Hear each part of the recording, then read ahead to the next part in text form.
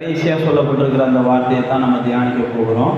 31 அந்த 13ஆம் வசனத்தில் கடைசியாக சொல்லியிருக்கிறாரு, நான் அவர்களை என்ன செய்வேன்? சந்தோஷப்படுத்துவேன். அவர்களை நான் சந்தோஷப்படுத்துவேன் அப்படின்னு சொல்லி தேவன் தம்முடைய ஜனத்தை குறித்து சொல்லுகிறத நம்ம வேதத்தில் வாசிக்கிறோம். தேவன் தாமே இந்த 31ஆம் அதிகாரத்தின் துவக்கத்தில் பார்த்தீங்கன்னா, நான் அவர்களை தேவனாக இருக்கிறேன் அப்படின்னு முதல் வசனத்தில் சொல்லுவார். நான் அவருடைய தேவனாக இருக்கிறேன், அவங்க என் ஜனங்களாக இருக்கிறாங்க அப்படின்னு முதல் வசனத்தில் சொல்லுவார். 2ஆம் வசனத்துக்கு வரும்போது பார்த்தீங்கன்னா, அவர்கள் தேவனாக நான் இருக்கிறதுனால, அவங்கெல்லாம் என் ஜனங்களாக இருக்கிறதுனால நான் அவங்களுக்கு இளைப்பாறுதலை கட்டளையிட போகிறேன். இளைப்பாறுதல் அப்படின்னா சமாதானத்தை தரப்போகிறேன். அந்த 13ஆம் வசனத்தில் ஆண்டவர் சொல்கிறாரு, நான் என் ஜனத்துக்கு சந்தோஷத்தை தரப்போகிறேன். அவங்க சஞ்சலத்தை மாற்றிட்டு, அவங்களுடைய வருத்தத்தை மாற்றிட்டு, அவங்களுக்கு இருக்கிற புலம்பலெல்லாம் நான் மாற்றிட்டு அவங்களுக்கு ஒரு சந்தோஷத்தை தரப்போகிறேன் அப்படின்னு சொல்லுகிறேன். ஏன் அவங்களுக்கு நான் சந்தோஷத்தை தர்றேன் அப்படின்றத அந்த 31ஆவது அதிகாரத்தில் முதல் வசனத்துலேருந்து அவர் தொடங்குறாரு. முதல் வசனத்தில் சொல்லும்போது, அவன் என் ஜனங்களாக இருக்கிறாங்க, நான் அவங்களுக்கு தேவனாக இருக்கிறேன், அதனால் நான் அவங்களுடைய சஞ்சலத்தெல்லாம் மாற்ற போகிறேன் அப்படின்றார். 2ஆம் வசனத்தில் சொல்லும்போது சொல்கிறாரு, அவங்களுக்கு நான் இளைப்பாறுதலை கட்டளையிட போகிறேன். அப்படின்னா அவங்களுக்கு நான் என்ன செய்ய போகிறேன்? சமாதானத்தை கொடுக்க போகிறேன். ஏன் அப்படின்னா, அவங்க என் ஜனங்களாக இருக்கிறாங்க, நான் அவன் தேவனாக இருக்கிறேன். ஏன் அவர் நமக்கு சந்தோஷத்தை கொடுக்குறாருன்னா, அவரை நம்ம தேவனாக வழிபடுறதுனால கொடுக்குறார். அவரை ஏன் நமக்கு இளைப்பாறுதலை கொடுக்குறாருன்னா, நாம் அவரை தேவனாக நம்புறதுனால அவர் நமக்கு இளைப்பாறுதலை கொடுக்குறார். அதனால தான் சங்கீதக்காரன் 144 சொல்லும்போது சொல்கிறான், இவரை தெய்வமாக கொண்ட ஜனம் பாக்கியம் உள்ளது. ஏன் அவரை தெய்வமாக கொண்ட ஜனம் பாக்கியம் உள்ளது அப்படின்னு சொல்லி அவன் 144 சொல்லும்போது பல ஆசீர்வாதங்களை சொல்கிறான். பல ஆசீர்வாதங்களை சொல்லிட்டு ஏன் இந்த ஜனங்களை பாக்கியம் உள்ளது அப்படின்னு அவன் சொல்லும்போது சொல்கிறான், இந்த ஜனங்களுக்கு கர்த்தர் என்ன செய்கிறான்? பல நன்மைகளை செய்கிறார். அதில் 12ஆம் வசனம் சொல்கிறாரு, அவங்க குமாரர்கள் ஓங்கி வளர்றாங்க, அவங்க குமாரத்திகள் அழகான ஒரு மூளைக்கெல்லாம், அரண்மனை மூளைக்கெல்லாம் போகிறாங்க. 13ஆம் வசனத்தில் சொல்லும்போது சொல்கிறாரு, அவங்களுக்கு குறை இருக்காது, களஞ்சியங்கள் எல்லாம் சகலவித வஸ்துக்களும் நிரம்பி இருக்கும்.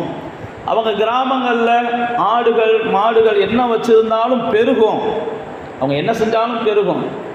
அடுத்தவர் சொல்கிறாரு, சத்துருக்களுடைய புகுதல் இருக்காது. அடுத்த அந்த வசனம் 14 சொல்லும்போது சொல்கிறாரு, கூக்குரல் உண்டாகாது அப்படின்னு சொல்லிட்டு தான் அந்த 15ஆம் வசனத்தில் சொல்கிறாரு, இவ்விதமான சீரை பெற்ற ஜனம் பாக்கியம் உள்ளது, கர்த்தரை தெய்வமாக கொண்டு இருக்கிற இந்த ஜனங்கள் யார்? பாக்கியம் உள்ளவங்க அப்படின்ற வார்த்தையை அங்கே பயன்படுத்துகிறார்.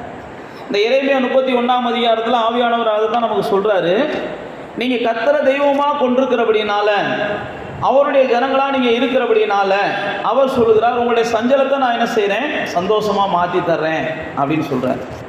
அப்போ தேவ பிள்ளைகளாகிய நமக்குள்ள ஒரு நிச்சயம் இருக்கணும், நான் அவரை சொந்த தெய்வமாக வச்சுருக்கிறேன், அவர் என்னுடைய ஜனமாக நான் வாழ்கிறேன், அவர் என்னுடைய தேவனாக இருக்கிறார்.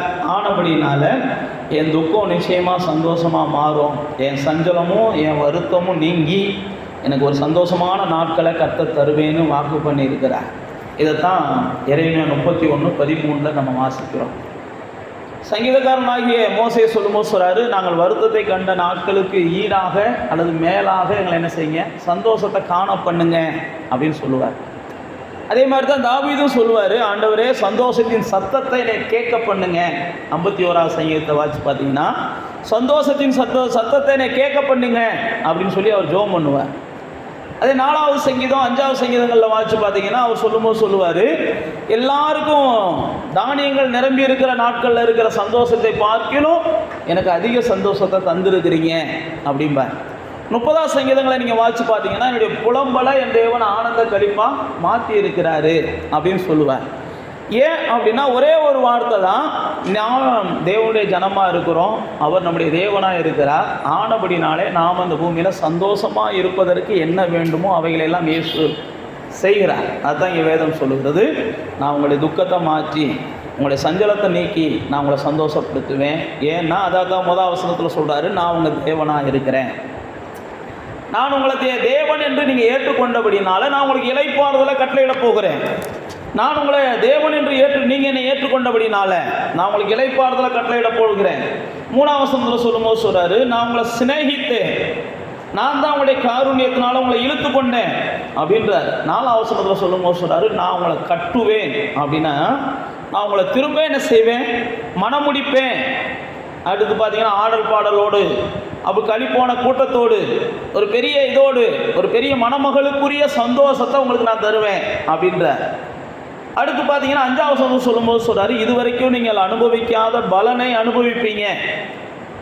நான் உங்களை என்ன செய்கிறேன், ஒரு மனவாட்டியா மறுபடியும் கட்டுவதாலே, நான் அநாதி சிநேகத்தால் உங்களை இழுத்து கொண்டதினாலே, அல்லது நான் உங்களுடைய தேவன் என்று நீங்கள் நம்புறதுனால நான் உங்களுக்கு இளைப்பாறுதலை தர்றேன்.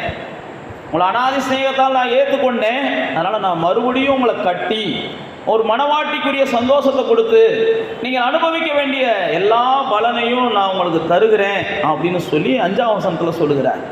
6ஆம் வசனத்தில் சொல்லும்போது சொல்கிறாரு, இதெல்லாம் கேட்கும்போது ஜனங்கள் எல்லாம் உங்களோடு சேர்ந்து நாங்களும் கர்த்தரிடத்துக்கு வருகிறோம் வாருங்கள்னு சொல்லி ஜனங்கள்லாம் கூறக்கூடிய நாட்கள் வரும் அப்படின்னு சொல்லுகிறார். 7ஆம் வசனத்தில் சொல்லும்போது சொல்கிறாரு, நீங்கள் என்ன செய்ய போகிறீங்கன்னா மகிழ்ச்சியாக கம்பீரிக்க போகிறீங்க, ஆர்ப்பரிக்க போகிறீங்க. கர்த்தர் என்னுடைய ரட்சிப்பாக இருந்தார்னு சொல்லி, கர்த்தர் தான் என்னுடைய சந்தோஷத்துக்கு காரணமாக இருந்தார் அப்படின்னு சொல்லி நீங்கள் என்ன செய்ய போகிறீங்க, மற்றவர்களுக்கு அறிவிக்க போகிறீங்க அப்படின்னு சொல்லுகிறார். 8ஆம் வசனத்தில் சொல்லும்போது சொல்கிறாரு, நான் என்ன செய்ய போகிறேன், எல்லாவற்றையும் உங்களுக்கு திருப்பி தரப்போகிறேன்றார். 9ஆம் வசனத்தில் சொல்லும்போது, உங்களுடைய அழுகையோடு விண்ணப்பங்களோடு நீங்கள் வந்தீங்க, உங்களை நான் இளைப்பாறுதலாம் அல்லது செம்மையான இடத்துல நான் நடத்த போகிறேன் அப்படின்னு சொல்லுகிறேன். 10ஆம் வசனத்தில் சொல்லும்போது, ஒரு மேய்ப்பனை போல உங்களை நான் பாதுகாப்பேன்றார். 11ஆம் வசனத்தில் சொல்லும்போது, உன்னை பலவானுடைய கைக்கு போட்டிருக்கு நீங்களாக்கி நான் விடுவிப்பேன்றார். 12ஆம் வசனத்தில் சொல்லும்போது சொல்கிறாரு, எல்லாவற்றையும் நான் ஆசீர்வதித்து ஒரு நீர்ப்பாய்ச்சலான ஒரு தோட்டத்தை போல் உங்களுடைய உள்ளத்தை மாற்றுவேன். இனி நீங்கள் சோர்வடைவதில்லை அல்லது தோய்ந்து போவதில்லைன்னு போட்டிருக்காங்க, அல்லது துன்பப்படுவதில்லை அப்படின்னு ஆவியானவர் அங்கே நமக்கு எழுதி வச்சிருக்கிறார். இதுக்கெல்லாம் அவர் சொல்லுகிற ஒரே காரணம், நீங்கள் அவரை தேவனாக என்ன செஞ்சுக்கிட்டீங்க, ஏற்றுக்கிட்டீங்க. அவர் உங்களை தன்னுடைய ஜனமாக ஏற்றுக்கிட்டார். அதனால தான் இயேசு தான் சீசர்களை பார்த்து பல இடங்களில் சொல்லுவார், என்னுடைய சந்தோஷத்தை நான் உங்களுக்கு என்ன செய்கிறேன், தர்றேன். என்னுடைய சமாதானத்தை நான் உங்களுக்கு தர்றேன். இந்த உலகத்தில் வருகிற எந்த ஒரு உபத்திரவம் வந்தாலும் என்னுடைய சந்தோஷமும் என்னுடைய சமாதானமும் இந்த உலகத்தை நீங்கள் மேற்கொள்வதற்கும் அல்லது இந்த உலகத்தில் வருகிற உபத்திரவங்களை நீங்கள் தாண்டி போவதற்கும் அது உங்களுக்கு உதவியாக இருக்கும் அப்படின்னு சொல்லி தன்னுடைய சீசர்களை பார்த்து அடிக்கடி சொல்லுவார். லூக்கா 15ஆம் அதிகாரத்தில் வாசித்து பார்த்தீங்கன்னா அந்த இளையகுமாரன் கதையில் சொல்லும்போது சொல்லுவார், தொலைந்து போனதை கண்டுபிடித்தவர்கள். அடுத்து பார்த்தீங்கன்னா லூக்கா 10ஆம் அதிகாரத்தில் பார்த்தீங்கன்னா தன்னுடைய சீசர்களை அனுப்பி பிசாசுகளை துரத்தி நோய்கள் எல்லாம் குணமாக்கி தன்னுடைய சீசர்கள் சந்தோஷத்தோடு தாங்கிட்ட திரும்பி வருகிறத இயேசு என்ன செய்வார், பார்ப்பார். இயேசு தன்னுடைய ஜனம் எப்பயுமே சந்தோஷத்தோடு தன்னை தேடி வரணும், சீசர்கள் தன்னை சந்தோஷத்தோடு தேடணும், தன்னை தேடுகிற ஜனங்கள் தன்னை சந்தோஷத்தோடு தேடணும். அவர்கள் சந்தோஷத்தோடு தன்னை தேடுவதற்கு என்ன செய்யணுமோ அதையெல்லாம் அவர் என்ன செய்கிறார். நீங்களாக இருந்தாலும் சரி, நானாக இருந்தாலும் சரி. அதனால தான் வேதம் சொல்லுகிறது, நாம் சந்தோஷத்தோடு இருக்கணும், சந்தோஷப்படணும். அதனால தான் பிலிப்பியர் நிருபத்தை நீங்கள் வாசித்து பார்த்தீங்கன்னா பிலிப்பியர் நிருபத்தில் பவுல் அப்போஸ்தலன் அடிக்கடி சொல்லுகிற வார்த்தை, நீங்கள் என்ன செய்யுங்க, சந்தோஷமாக இருங்க. நான் மறுபடியும் சொல்கிறேன், நீங்கள் சந்தோஷமாக இருங்க. நீங்கள் சந்தோஷமாக இருக்கணும், அதுதான் கர்த்தருடைய சித்தம். நீங்கள் சந்தோஷமாக இருக்கணும், அதுதான் கர்த்தருடைய விருப்பம். நீங்கள் பிலிப்பியரை வாசித்து பார்த்தீங்கன்னா நீங்கள் சந்தோஷமாக இருக்கணும் அப்படின்னா மனரம்யமாக இருங்க. வாழ்ந்திருக்கவும் தெரியணும், தாழ்ந்திருக்கவும் தெரியணும். பிலிப்பியர் நிறுவனத்தில் தான் சொல்லுவார், நீங்கள் எப்போ மனரம்யமாக இருக்கிறீங்களோ அப்போ தான் சந்தோஷமாக இருப்பீங்க. எந்த சூழ்நிலையும் வரும். எப்படி ஒரு நாளில் இரவு வருகிறது, பகல் வருது, ஒரு நாள் குளிர்ச்சியான நேரம் வருது, ஒரு நேரம் ஹீட்டான நேரம் வருது, சில நேரம் காற்று அடிக்கக்கூடிய நேரம் வருது, சில நேரத்தில் வெக்கையாகக்கூடிய நேரங்கள் வருகிறது. அதே போல தான் எந்த சூழ்நிலை வந்தாலும் அந்த சூழ்நிலையில் நாம் என்ன செய்யணும், நம்ம பழகணும். நம்ம பேலன்ஸ் பண்ண பழகிறோம் பாருங்க. வெக்கையாக இருக்கும்போது ஃபேனை போட்டு அந்த வெக்கையை மாற்றிக்கிற விரும்புகிறோம். குளிராக இருக்கும்போது ஃபேனை ஆஃப் பண்ணிவிட்டு அந்த குளிரை என்ன செய்கிறோம், நமக்கு மிதமானதாக மாற்ற விரும்புகிறோம். அதே போல தான் வாழ்க்கையில் எல்லாவற்றையும் பவுல் அப்போஸ்தலன் சொல்லும்போது சொல்கிறார், நீங்கள் மனரம்யமாக மாறுங்க. வாழ்ந்திருந்தாலும் சந்தோஷமாக இருங்க, தாழ்ந்திருந்தாலும் சந்தோஷமாக இருங்க. அப்படி இருக்கும்போது தான் பவுல் அப்போஸ்தலன் நாங்கள் பிலிப்பியருக்கு சொல்லும்போது சொல்கிறாரு, என்னை பலப்படுத்துகிற கிறிஸ்துவினாலே நீங்கள் எல்லாத்தையும் செய்வீங்க. இதைத்தான் பிலிப்பியரில் பவுல் சொல்லுகிறார். மனரம்யமாக இருக்கும்போது தான் உங்களுடைய மகிழ்ச்சி இருக்கும், சந்தோஷம் இருக்கும். அதுதான் அந்த மகிழ்ச்சியும் சந்தோஷமும் இருக்கும்போது தான் அங்கே வேதம் சொல்லுகிறது, நீங்கள் சுடர்களைப் போல என்ன செய்வீங்க? பிரகாசிப்பீங்க. வசனத்தை பிடித்து கொண்டு நீங்கள் சுடர்களைப் போல பிரகாசிக்கிறீங்க. தாவீது பல இடங்களில் சொல்லுவார், உங்களுடைய வசனம் தான் எனக்கு மனமகிழ்ச்சி, உங்களுடைய சமூகத்தில் தான் எனக்கு பேரின்பம் இருக்குது, உங்களுடைய சமூகத்துக்கு வரும்போது தான் என்னுடைய சந்தோஷம் கிடைக்குது, உங்களுடைய வசனத்தை நான் தியானிக்கும் போது தான் நான் மகிழ்ச்சி அடைகிறேன், உங்களுடைய வேதம் மாத்திரம் எனக்கு மகிழ்ச்சியாக இல்லைன்னா எனக்கு துக்கத்தில் நான் செத்து போயிருப்பேன் அப்படின்லாம் தாவீது தன்னுடைய வாழ்க்கை பயணத்தை பல இடங்களில் அவர் பதிவு விடுகிறார். அப்போ தேவனுடைய பிள்ளைகளாகிய நாம் வாழ்க்கையில் சந்தோஷத்தை நிலையாக வச்சுக்கிறோம் அப்படின்னா நாம் முதல்ல என்ன செய்யணும்? அவரின் தேவன் சொல்லி எல்லா சூழ்நிலையிலையும் அவரை தேடணும். அடுத்து அவர் எழுதி கொடுத்துருக்கிற வார்த்தைகளை நமக்கு வாய்ப்பு கிடைக்கும் போதெல்லாம் வாசிக்கணும். சந்தோஷம் என்பது அவருடைய சமூகத்திலையும் அவருடைய வார்த்தையிலே இருக்குது. பவுல் அப்போஸ்தலனும் சரி, புதிய ஏற்பாடு சொல்லும்போது சொல்கிறது, பரிசுத்த ஆவியினால் உண்டாகிற சந்தோஷம். புசிப்பும் குடிப்பும் தேவனுடைய ராஜ்யம் அல்ல, பரிசுத்த ஆவியானவரால் உண்டாகிற சந்தோஷம் தான் தேவனுடைய ராஜ்யத்தில் இருக்குமா. தேவனுடைய ராஜ்யம் அப்படின்னா நாம் என்ன நினைக்கிறோம்? புசிப்பும் குடிப்பும் கொண்டாட்டமும் மகிழ்ச்சியும் இருக்கும் அப்படின்னு நம்ம நினைக்கிறோம். ஆனால் வேதம் சொல்கிறது ஆன்மீக மகிழ்ச்சி அங்கே இருக்கும், ஆன்மீக சந்தோஷம் அங்கே இருக்கும். அண்ணாவுடைய வாழ்க்கையில் நம்ம பார்க்குறோம், அந்த அம்மா மகிழ்ச்சியை பார்க்க முடியாமல் வருத்தத்திலே இருக்கிறாங்க. 2 சாமுவேல் 1 சாமுவேல் 2ஆம் அதிகாரத்தில் நீங்கள் வாசித்து பார்த்தீங்கன்னா 2ஆம் வசனத்திலே ஒரு 2ஆம் அதிகாரத்தில் 1ஆம் வசனத்திலே அவங்க சொல்லுவாங்க, ஆண்டவர் என்னை சந்தோஷப்படுத்துகிறார், ஆண்டவர் என்னை பிள்ளைத்தாட்சி ஆக்குகிறார், ஆண்டவர் என் குறைவை மாற்றி கொடுக்கிறார். ஏன்னா யாராலையும் சந்தோஷப்படுத்த முடியல, நான் மனக்லேசத்தோடு வாழ்ந்தேன், ஆனால் ஆண்டவர் என்னை சந்தோஷப்படுத்துவதற்கு கிரியை செய்தான். அப்போ தேவ பிள்ளைகளாகிய நானும் நீங்களும் சந்தோஷப்படுவதற்கு என்ன செய்யணுமோ அதை ஆண்டவர் நிச்சயம் செய்கிறார். நானும் நீங்களும் மகிழ்ச்சியாக இருப்பதற்கு என்ன அவசியமோ அவைகளெல்லாம் ஆண்டவர் நிச்சயமாக செய்கிறார். தேவனுடைய நோக்கமெல்லாம் தேவ பிள்ளைகள் மகிழ்ச்சியை தேவனிடத்தில் தேடுகிறார்களா அப்படின்னு பார்க்கிறார், சந்தோஷத்தை தேவனிடத்தில் தேடுகிறார்களா அப்படின்னு அவர் பார்க்கிறார். நீங்களும் நானும் எனக்கு சந்தோஷமாக இருக்கிற என் தேவன் அப்படின்னு சொல்லி நாடும்போது நம்முடைய வாழ்க்கையினுடைய சந்தோஷத்துக்கான வாசல்களை அவர் திறந்து கொடுக்கிறார்.